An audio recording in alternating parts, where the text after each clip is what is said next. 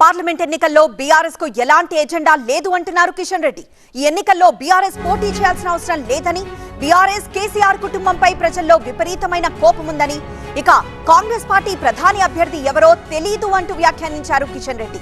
కాంగ్రెస్ అధికారంలో ఉన్న రాష్ట్రాల్లోనూ బీజేపీకి మెజారిటీ సీట్లు వచ్చాయని, తెలంగాణలో కాంగ్రెస్ గెలిచే 3-4 సీట్లతో లాభం లేదు అంటున్నారు కిషన్ రెడ్డి. ఒక సీటు టీఆర్ఎస్ పోటీ రాకపోయినా తెలంగాణకు వచ్చే నష్టం కూడా లేదు. కాబట్టి ఈరోజు తెలంగాణ రాష్ట్ర రాజకీయాలలో కేసీఆర్ కుటుంబం కానీ బీఆర్ఎస్ పార్టీ కానీ ఇర్రెలవెంట్, ఆవశ్యకత లేదు. మరొక దిక్కు కాంగ్రెస్ పార్టీ ఈ ఎన్నికల్లో వాళ్ళ ప్రధానమంత్రి అభ్యర్థి ఎవరో తెలియదు. అధికారంలో ఉన్నటువంటి హిమాచల్ ప్రదేశ్లో కూడా ఒక్క సీటు ఈరోజు కాంగ్రెస్ పార్టీకి రాదు.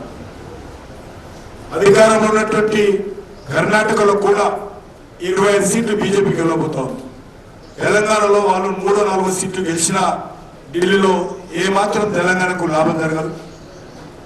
ఈరోజు ఒకటి స్పష్టము, వచ్చేటువంటి ఎన్నికల్లో నరేంద్ర మోడీ గారు ప్రధానమంత్రి కావడం.